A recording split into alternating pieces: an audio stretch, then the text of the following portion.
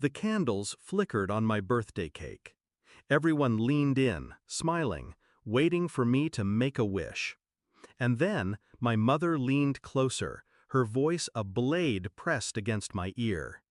"You're jealous of your brother." The words cut deeper than any insult. Not loud enough for the others to hear, just sharp enough for me. I didn't flinch. I didn't give her the satisfaction. I only exhaled slowly, like smoke leaving a fire. Then I turned, met her eyes, and whispered back, calm, deadly precise. "Then let him pay your bills." Her smile froze. The room didn't notice, but I knew.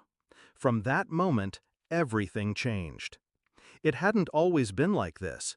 When my brother and I were kids, I carried him on my shoulders, protected him when the world felt cruel. I was the quiet one, the steady one. He was the golden child, loud, adored, reckless. I never resented it. I thought that was love. So when he stumbled into debt, I covered him.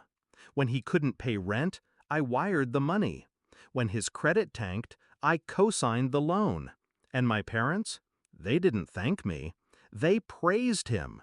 "Look how well he's doing," they'd say, as if his survival was his own achievement, not my sacrifice. I didn't mind, not then. I thought love meant giving without keeping score. Until I realized I was the only one bleeding. The signs of betrayal came slow. A conversation I wasn't supposed to overhear. My brother laughing about how easy I was to use. A dinner where my parents toasted his independence, while I silently paid the bill they never saw. And finally, my mother's whisper over the candles.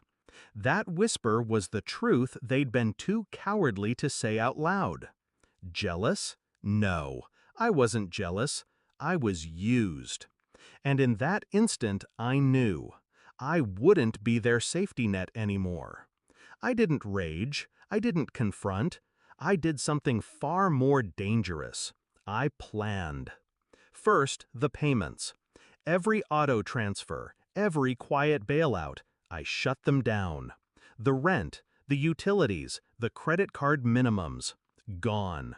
Second, the co-signed accounts. I filed notices, withdrew my name. Let the banks chase the one who signed the other line. Third, the silence. I didn't warn them. I didn't explain. I wanted the realization to hit like a storm they never saw coming. It wasn't dramatic. It was surgical, precise. Revenge isn't about fire. It's about frost. It started with the calls. My brother, frantic. "Hey man, the rent didn't clear. Did you forget?" I told him, steady, "I didn't forget." Then my mother. "The electric company keeps calling. Did something happen?" "Yes," I said. I stopped paying. The shock in her silence was worth every dollar I'd ever spent. Weeks passed. The fallout grew. My brother's car was repossessed. He hadn't made a single payment on his own. His landlord taped an eviction notice to the door. My parents scrambled when the mortgage fell into arrears. For the first time, they faced the life I'd been shielding them from, reality. And they hated me for it. Called me selfish, cold, heartless. Funny, that's what they'd always been to me. They just didn't like the mirror I held up. The climax came one evening, another family dinner. Quieter now. No laughter, no golden glow around my brother. Just tension thick as smoke. My mother looked at me, her face tight. "Why are you doing this? We're your family." I set down my fork, my voice calm, deliberate. Family doesn't whisper poison over birthday cake. Family doesn't use you like an ATM. You wanted me silent and invisible. Fine, now you get to see what life is without me. My brother tried to speak, anger, excuses, I don't know. I didn't let him. I leaned closer, my words sharp enough to leave scars. Bills don't pay themselves. You'll figure that out soon. The silence that followed was heavier than any argument. Do I regret it? No. For years, I let myself believe love meant sacrifice, that giving more would earn respect, that saving them would make me part of their pride. But respect isn't bought. Love isn't begged for.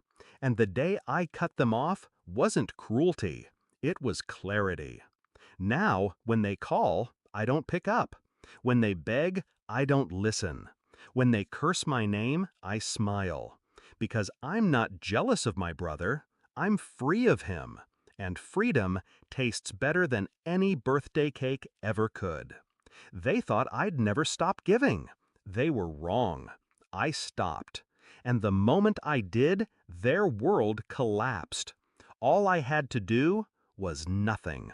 And nothing was the sharpest weapon I ever held.